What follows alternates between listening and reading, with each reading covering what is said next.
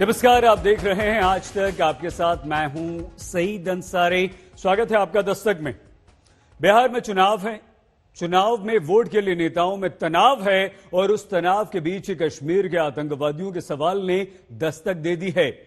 बिहार चुनाव में गृह राज्य मंत्री नित्यानंद राय जब जेडीयू उम्मीदवार के लिए वोट मांगने पहुंचे तो उन्होंने कह दिया कि बिहार में अगर आरजेडी की सरकार बनेगी तो कश्मीर के आतंकवादियों को बिहार में पनाह मिल जाएगी। लोगों को काम करने का अवसर मिले। न जात न धर्म, हमारी सरकार बनेगी, सभी लोगों को साथ लेकर के चले। चर्चा सिर्फ और सिर्फ घोषणा पत्रों पर होनी चाहिए। बिहार में चुनाव की सरगर्मियां शोर में बदल चुकी हैं, लेकिन इस शोर में पीछे छूट रहे हैं असल और अहम मुद्दे। कोरोना से त्राहिमाम करता बिहार पीछे छूट गया है। लॉकडाउन में विस्थापन का दर्द झेलता बिहार पीछे छूट गया। बेरोजगारी का दर्द दिल में दबाया बिहार पीछे छूट गया है। बाढ़ की शाश्वत मार झेलने वाला बिहार पीछे छूट गया है। और जब चुनाव के चूल्हे पर वोट की रोटियां पकाने की घड़ी आई तो उस चूल्हे में झोंकी जा रही है आतंकवाद की आग। यकीन ना हो तो बिहार बीजेपी के दिग्गज नेता और केंद्रीय गृह राज्य मंत्री नित्यानंद राय को सुन लीजिए।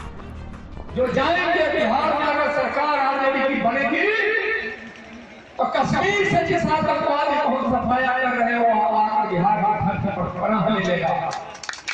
ऐसा हो नहीं देंगे। चुनाव बिहार में हो रहा है और बिहार ऐसे ही तमाम सवालों से जूझ रहा है जो आम लोगों की जिंदगी पर सीधे दस्तक देते हैं। लेकिन वोट का सवाल आया तो विरोधियों पर चोट करने के लिए जरूरी पड़ी कश्मीर में फैले आतंकवाद के हथियार की। इसीलिए बिहार बीजेपी वाले नित्यानंद राय ने 1300 किलोमीटर दूर कश्मीर को चुनाव में खींच लिया। जो जानेंगे बिहार में अगर सरकार आरजेडी की बनेगी तो कश्मीर से जिस आतंकवादी को हम सफाया कर रहे हो आकर बिहार का घर पर पनाह मिलेगा। ऐसा हो नहीं देंगे। प्रधानमंत्री जी ने सीमा हमारे जी ने सौंपा है, गृहमंत्री जी ने सौंपा है, हम आने नहीं देंगे।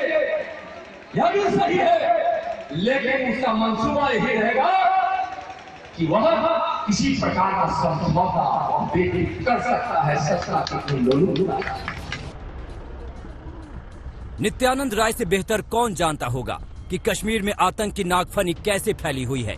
आखिर गृह मंत्रालय में नंबर 2 हैं, लेकिन वोट का सवाल ऐसा है कि जिस वैशाली से हिंदुस्तान में लोकतंत्र का पहला चिराग जला था, उसी वैशाली के मनहार सीट पर जेडीयू उम्मीदवार के लिए वोट मांगने पहुंचे तो वोटरों को डराना पड़ गया।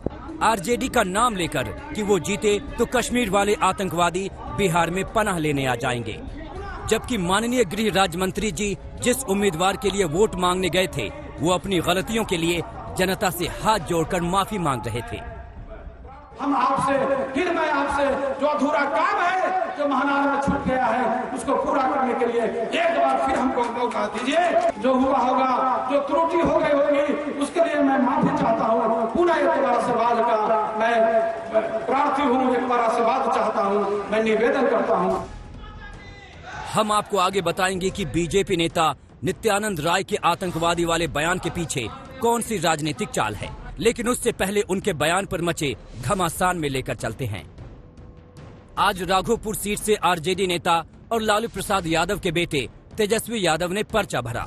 तेजस्वी की अगुवाई में ही आरजेडी सत्ता में आने की जद्दोजहद कर रही है, इसीलिए बीजेपी के करारे हमले पर बेहद तंज भरा हमला बोला। इस बेरोजगारी के आतंक पर क्या कहना है नित्यानंद का? ये बेरोजगारी का आतंक, गरीबी का आतंक, भूखमरी का आतंक, पलायन का आतंक, ये किसने फैलाया? 15 साल में इनकी डबल इंजन की सरकार ने क्या किया?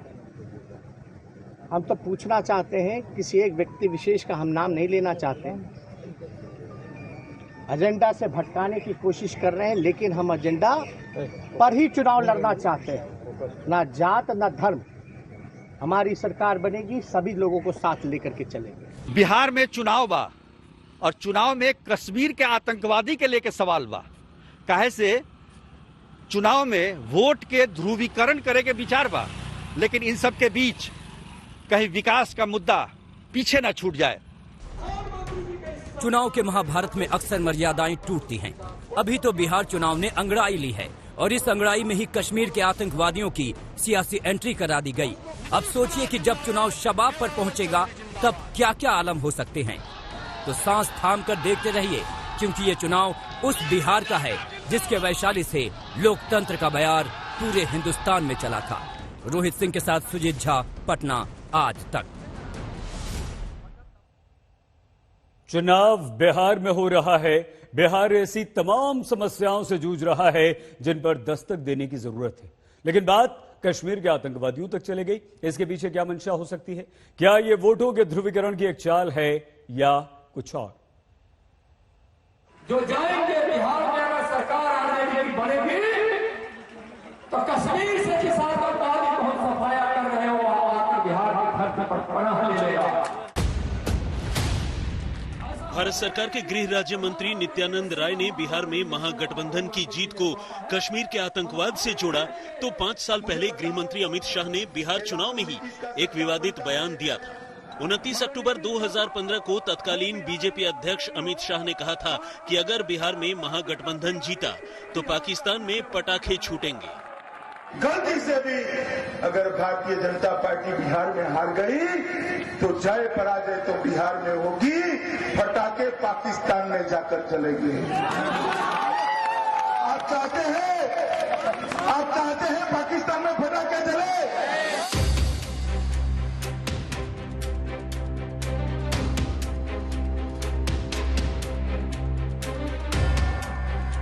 अमित शाह से नित्यानंद राय तक के बयान के बीच सवाल है कि चुनावी घमासान के दरमियान इसका मकसद क्या है। इसको समझने के लिए पहले बिहार में वोट का समीकरण समझ लीजिए। एक अनुमान के मुताबिक बिहार में मुसलमानों के वोट करीब 17% हैं, वहीं हिंदुओं में यादवों के वोट करीब 15% हैं, जो बिहार का सबसे बड़ा एक जाति का वोट है। इनका दबदबा मधेपुरा, सारण, पटना, भागलपुर, गया, जहानाबाद, वाल्मीकि नगर, गोपालगंज, सिवान, खगड़िया और जमुई में है। इनके अलावा कोयरी और कुर्मी वोट करीब 11% हैं। इनका दबदबा नालंदा, उजियारपुर और काराकाट में है। दलितों की आबादी करीब 16% है। इनका ज्यादा असर गया, जमुई, सासाराम, समस्तीपुर, गोपालगंज और हाजीपुर में है। जबकि सवर्णों में सबसे ज्यादा वोट राजपूतों का है, जो 5% है, और जिनका असर आरा, सारण, महाराजगंज, औरंगाबाद, वैशाली और बक्सर में है। ब्राह्मणों के वोट भी करीब 5% हैं, जिनका असर गोपालगंज, बक्सर, आरा, कैमूर, दरभंगा और मधुबनी में है। भूमिहारों के वोट 4% हैं, जिनका प्रभाव नवादा, बेगूसराय और मुंगेर में है। इनमें से यादव और मुसलमानों को परंपरागत रूप से लालू प्रसाद यादव की पार्टी आरजेडी का वोटर माना जाता है, यानी करीब 30% वोट। आरजेडी को लगता है कि कश्मीरी आतंकवादियों का शिगुफा छोड़कर गृह राज्य मंत्री वोटों का सांप्रदायिक ध्रुवीकरण करना चाहते हैं। आप तो आतंकवाद को 1 साल पहले खत्म कर चुके थे, किस तरह की बातें कर रहे हैं। मैं माननीय प्रधानमंत्री जी से आग्रह करूंगा, ये बिहार का चुनाव है, हर बिहारी आहत महसूस कर रहा है, अपमानित महसूस कर रहा है। आपने बहुत बड़ी तोहमत लगा दी है बिहारियों पर, बिहारियों के मानस पटल पर। प्रधानमंत्री जी, ऐसे व्यक्ति का आपके मंत्रिमंडल में बने रहना शक पैदा करता है कि क्या ये डॉग व्हिसल पॉलिटिक्स हो रही है। पिछली बार भी गृह मंत्री अमित शाह ने पाकिस्तान में पटाखा वाला बयान दिया था।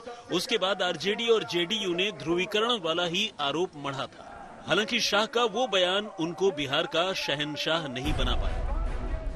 उस चुनाव में बीजेपी को वोट तो 24.42% मिले थे, लेकिन सीटें मिली थी 53। वहीं आरजेडी को वोट मिले 18.35%, लेकिन सीटें मिली 80। वहीं नीतीश की पार्टी को वोट मिले 16.83% और सीटें मिली 71। तब लालू और नीतीश एक साथ थे, जिन्होंने अमित शाह के दांव की हवा निकाल दी।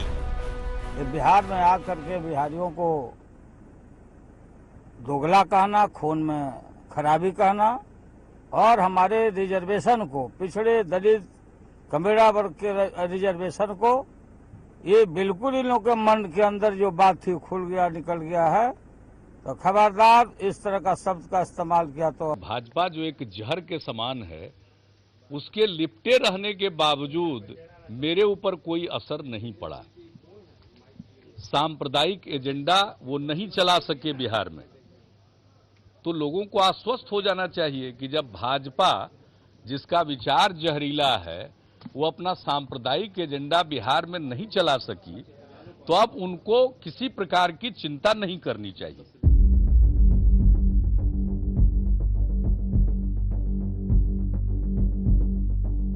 तब एनडीए की जीत को अभिशाप बताने वाले नीतीश कुमार 1.5 साल में भी बीजेपी के साथ आ गए। अब नित्यानंद राय के बयान पर लीपापोती है, लेकिन सवाल है कि क्या नित्यानंद राय ने वोटों के ध्रुवीकरण का ये दांव खेला है, तो क्या ये कामयाब होगा? अगर सांप्रदायिक ध्रुवीकरण होता है तो बीजेपी को उसका भरपूर फायदा हो सकता है। अगर आरजेडी का MY समीकरण यानी मुस्लिम यादव समीकरण बिगड़ा तो इसका फायदा बीजेपी को हो सकता है। नित्यानंद राय बिहार में बीजेपी का बड़ा चेहरा है, ऐसे में उनकी सियासी जमीन और भी मजबूत हो सकती है। अगर मुस्लिम वोट आरजेडी गठबंधन और ओवैसी की पार्टी में बंटता है तो भी राय इसमें अपनी पार्टी के लिए फायदा देख सकते हैं। वैसे बिहार में पिछले चुनाव में भी ओवैसी ने अपने उम्मीदवार उतारे थे, लेकिन कोई फायदा नहीं हुआ। अब वो एक गठबंधन का हिस्सा है, लेकिन आरजेडी को लगता है कि उसके परंपरागत वोट भटकेंगे नहीं। पहले चरण का चुनाव बस 14 दिनों की दूरी पर है। कश्मीर के आतंकवाद की एंट्री हो गई और इस एंट्री के साथ और भी विवादित बयानों की आहट सुनाई देने लगी है। रोहित सिंह, पटना, आज तक। आपको याद होगा कि बिहार के मुख्यमंत्री नीतीश कुमार की अगुवाई में जेडीयू बीजेपी बिहार के लोगों को यह बताकर सत्ता में आए थे कि वो लालू यादव के जंगल राज का खात्मा कर रहे हैं। 15 साल बाद भी जंगल राज की दुहाई दी जाती है, लेकिन वो लालू इस चुनाव में नहीं हैं। पिछले 30 साल में ऐसा पहली बार हुआ है कि बिहार विधानसभा का चुनाव लालू के बगैर लड़ा जा रहा हो।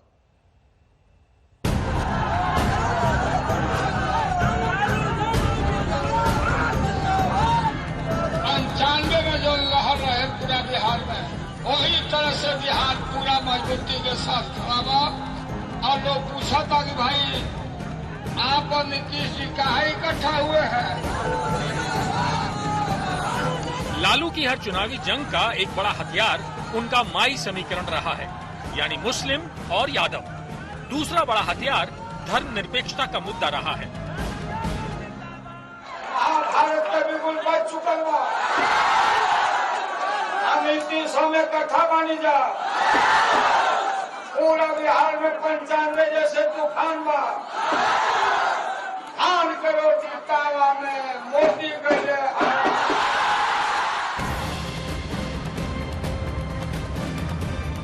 लालू और उनकी पार्टी आरजेडी जिसे धर्मनिरपेक्षता कहती है, उसको बीजेपी मुस्लिम तुष्टीकरण बताती है। और उसका ही विस्तार वो भड़काऊ बयान है जो बिहार के असल मुद्दे से भटककर कश्मीर और उससे भी आगे पाकिस्तान तक चला जाता है। भारत में कुछ लोग हैं जो नरेंद्र मोदी को रोकना चाहते हैं, जो लोग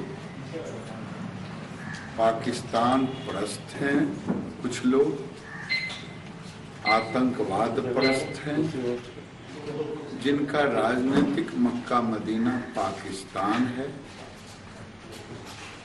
ऐसे लोगों का स्थान भारत में पाकिस्तान होना चाहिए। बिहार के इस चुनाव में जाति का जोड़ तोड़ है, धर्म के नाम पर वोट का मर्म है, हिंदू मुसलमान पर घमासान है, राजनीतिक पार्टियों से दांवपेच हैं, लेकिन इन सब के बीच अगर कुछ नहीं है तो लालू प्रसाद यादव की मौजूदगी। पिछले 30 साल में बिहार में ये पहला विधानसभा चुनाव है जिसमें लालू नहीं है, उनका अंदाज नहीं है, लेकिन उनकी पार्टी और उनके परिवार को पता है कि लालू होने का मतलब क्या है। इसीलिए उनकी पत्नी राबड़ी देवी लालू की तस्वीर लेकर चुनाव प्रचार में उतरी हैं। लालू जी को मिस कर रहे हैं। लालू जी को मिस कर रही है मैडम। बिहार के जनता मिस कर रहा है, लेकिन जो बात है बिहार के जनता पार्टी सब मिस कर रहा है। लालू की गैर मौजूदगी का कितना फायदा और घाटा आरजेडी और महागठबंधन को होगा, ये चुनाव के नतीजों से पता चलेगा। लेकिन लालू के नहीं होने से आरजेडी के चुनावी गणित और मनोबल पर असर पड़ सकता है। 2005 में लालू की लालटेन की लौ मध्यम पड़ने लगी और 2010 में नीतीश कुमार की अगुवाई में जेडीयू बीजेपी की विजेता वाली चकाचौंध में लालू की लालटेन बुझने लगी थी। लेकिन 2015 में नीतीश से गठबंधन करके और नीतीश को नेता बनाकर लालू ने वो मास्टर स्ट्रोक चल दिया जिसमें प्रधानमंत्री नरेंद्र मोदी का करिश्मा भी काम नहीं कर पाया। 50,000 करोड़ की ज्यादा करो, 60,000 करोड़ की ज्यादा करो, 70,000 करोड़ की ज्यादा करो, 75,000 करोड़ की ज्यादा करो, 80,000 करोड़ की ज्यादा करो, 90,000 करोड़ की ज्यादा करो। मेरे भाइयों बहनों, मैं आज वादा करता हूं, दिल्ली सरकार कान बराबर ठीक रख के सुन लीजिए, दिल्ली सरकार 1.25 लाख करोड़ रुपए का 1990 के बाद से बिहार के चुनाव लालू के प्रभामंडल और धमक के इर्द गिर्द घूमते रहे। पहली बार पिछले विधानसभा चुनाव में आरजेडी लालू के बगैर मैदान में उतरी, क्योंकि चारा घोटाले में दोषी करार दिए जाने के बाद लालू पिछले 3 साल से जेल में है। तब ऐसा पहली बार हुआ कि मोदी लहर में आरजेडी उस चुनाव में अपना खाता भी नहीं खोल पाई। लालू इस बार भी नहीं है तो उनका आशीर्वाद और नीतीश सरकार पर उठते सवाल ही उनके संबल हैं। जो आज हम लोग कमिट कर रहे हैं कि 10 लाख नौजवानों को रोजगार देंगे पहले कैबिनेट में, तो वो करके रहेंगे। जिनको हास्यास्पद लगता है, उनको हंसी आती है बेरोजगारी पे बात करने पे, गरीबी पे बात करने पे, भुखमरी पे बात करने पे, पलायन पे बात करने पे, इसलिए जो बार बार 4 साल में 4 सरकार जिसने देने का काम किया, बिहार की जनता ने मूड बना लिया है कि इस बार एनडीए की सरकार नहीं आने वाली है। ये चुनाव लालू के बगैर हो रहा है, लेकिन ये चुनाव सबसे ज्यादा तेजस्वी के लिए चुनौती है कि क्या अपने जनाधिकार वाले पिता की गैर मौजूदगी में वो आरजेडी की लालटेन की रोशनी तेज कर सकते हैं। पटना में रोहित सिंह के साथ आज तक ब्यूरो। बिहार की राजनीति में सामाजिक न्याय की गुहार है, सोशल इंजीनियरिंग की पुकार है, बिहार के चुनाव में धर्म का सवाल है और इन सब के बीच अब कश्मीर वाले आतंकवादियों पर मचा बवाल है। लेकिन बिहार की राजनीति की एक बहुत बड़ी धुरी जाति की राजनीति है, जो पहले दिन से ही चली आ रही है। बनाने का काम करेंगे। तो लड़के आज पहली बार जो जातीय उन्माद पैदा करके, ये बिहार की तस्वीर है जहां आजादी से पहले जनेऊ आंदोलन हुआ था, जिसमें यादवों और दूसरी कई पिछड़ी जातियों ने जनेऊ पहनना शुरू किया था। और ये वही बिहार है जहां जेपी आंदोलन के वक्त संपूर्ण क्रांति का नारा दिया गया और पटना के गांधी मैदान में हजारों लोगों ने जनेऊ तोड़े थे। और उसी जेपी आंदोलन से 2 नौजवान नेता निकले, लालू प्रसाद यादव और नीतीश कुमार। पिछले 30 साल से बिहार की राजनीति इनके इर्द गिर्द घूम रही है। पहले 15 साल लालू और उनकी पत्नी राबड़ी का राज रहा और उसके बाद पिछले 15 साल से नीतीश का। हम लोगों ने न्याय के साथ विकास की बात कही है प्रारंभ से, और न्याय के साथ विकास का मतलब है हर इलाके का विकास और समाज के हर तबके का उत्थान। और जो लोग हाशिए पर हैं, किनारे पर हैं, उनको मुख्य धारा से जोड़ने के लिए विशेष पहल किया गया। कितना काम किया गया महिलाओं के उत्थान के लिए, अनुसूचित जाति जनजाति के उत्थान के लिए, अति पिछड़े वर्ग के उत्थान के लिए, अल्पसंख्यक समुदाय के उत्थान के लिए। 2020 का ये चुनाव बताएगा कि नीतीश का तीर निशाने पर लगेगा या लालू की लालटेन जलेगी। लालू सामाजिक न्याय के मसीहा बने फिरते थे, तो नीतीश और बीजेपी आज भी लालू राज को जंगल राज बताकर अपने लिए वोट मांगते हैं। और मैं तो ईश्वर से मनाता हूँ रोज की, है भगवान लालू जी को बेल मिल जाए, बाहर आ जाए, क्योंकि वो जितना घूमेंगे बाहर उतना ही हमको 2005 के पहले का बिहार का याद कराने की आवश्यकता है। विकास और बदलाव के चाहे जितने दावे किए जाएं, लेकिन बिहार की चुनावी राजनीति जाति की धुरी पर ही घूमती है। बिहार के पहले मुख्यमंत्री श्री कृष्ण सिंह थे, जो भूमिहर जाति से थे, और उप मुख्यमंत्री अनुग्रह नारायण सिंह राजपूत जाति से। तभी से भूमिहरों राजपूतों में सत्ता संघर्ष शुरू हो गया। लोहिया और जयप्रकाश के कांग्रेस विरोधी तेवर के अंजाम तक पहुंचने तक कांग्रेस की पकड़ कमोबेश हर जाति पर थी। लेकिन 1977 के बाद पिछड़ी जातियां कांग्रेस से छिटकती चली गई। 1990 में मंडल आयोग की सिफारिशें लागू होने के बाद पिछड़े दलित और मुसलमान लालू के साथ हो लिए। सवर्णों में राजपूत और भूमिहर कांग्रेस से पहले छिटके और जनता पार्टी के साथ आ गए और फिर जनता दल में। जब लालू को उनके ही साथी नीतीश कुमार ने चुनौती दी तो उन्होंने पिछड़ी जातियों में गैर यादव वोटों को लामबंद करना शुरू कर दिया। ओबीसी के अंदर ही अति पिछड़ी 22% जातियों को मजबूत करने का वादा करके नीतीश ने अपनी सियासी जमीन मजबूत कर ली। उसी तरह नीतीश ने दलितों में महादलित बनाकर एक नया वोट बैंक तैयार किया। इसके तहत ही रविदास जैसी दलित जाति को नीतीश ने महादलित की श्रेणी में डाला, जो पहले लालू के साथ होते थे। नीतीश की नई सोशल इंजीनियरिंग और बीजेपी के साथ ने बिहार में लालू के पैर उखाड़ दिए। 2005 के बाद लालू को 2015 में सत्ता की सांसें तब मिली जब नीतीश से हाथ मिलाया। डीएनए में गड़बड़ी की बात कही है।